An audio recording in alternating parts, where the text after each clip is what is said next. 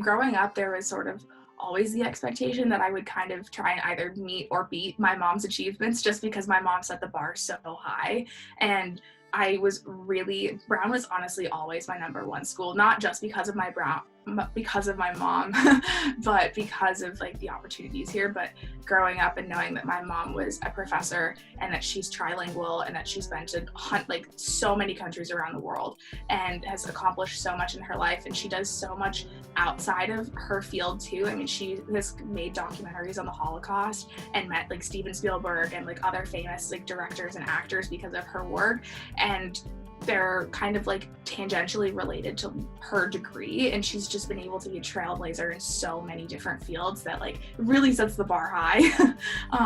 But yeah, my mom is very inspiring and she does a lot of amazing things, and she's actually a dean now that she's working her way up the academic system. So it's always been a huge part of my life to have academics as a focus and to have high achievements with school, and that's largely because of what my mom has set for me. And I love that I'm able to continue like the Brown legacy in my family, just because my mom loved coming here and I knew that I was gonna love it, but I didn't quite know how much until I got here. And then I realized once I got here how special this place is, and it's just really amazing that I get to continue that and look at my mom and the success that she's had post Brown and see that as an inspiration for what I can do.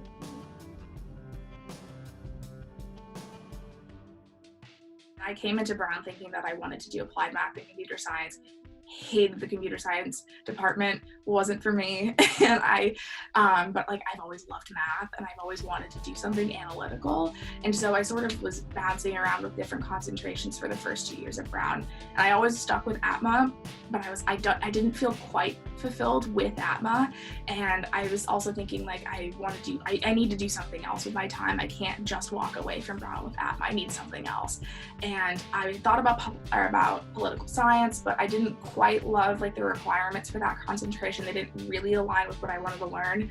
And so I found public policy, and I found it literally last summer, and I was looking at our course register, and all of the classes that I had in my cart that I wanted to shop were requirements for public policy. And I was just thinking to myself, like, why am I not doing public policy? Like, if this is all that I want to take. And so I decided to pick that up because I have such a strong interest in public affairs. And I mean, I read the news every day and I'm really interested in like policy.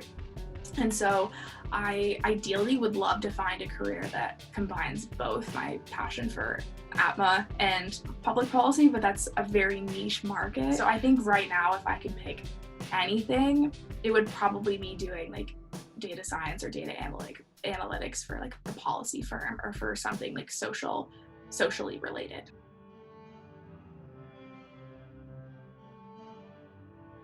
I don't really try to put too much on celebrities or to a lot of women in history, just because I think it's easy to put people on a pedestal when you really don't see a lot of their life and what they're like. Particularly now, like we see such a small glimpse of someone's life on social media and we can put them on a pedestal and think that they're amazing, but you don't really know what's going on in their life. So I think a lot of my inspiration comes from the people around me, you know, whether it's my teammates who work really hard in practice and who grow so much in one season and lead us to wins, or the women who are in my program house who do so much amazing work at Brown and like in the community, who like inspire me, because when you see your friends and like your colleagues doing amazing work, it makes me want to be better, makes me want to work harder, you know? But that's not to say that I don't love like women in history. I mean, Ruth Bader Ginsburg is the reason I'm studying public policy. So like, like they're like Ruth Bader Ginsburg and Alice Paul and women like that are incredible.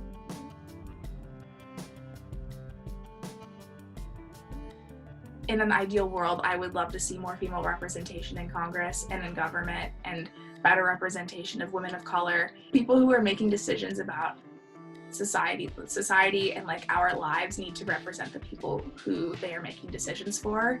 And so in 10 and 20 years, I hope that we have a stronger representation of women in government and women in society, and that women, like that we close the wage gap, and that women's sports are attended as frequently as men's sports, and that they're paid in the same way. Like I want the women's national soccer team to be paid more. I hope that like in 20 years when I have kids, if that I'm looking back on this time and thinking, wow, like look how far we've come and that we've been able to accomplish so much in such a small amount of time.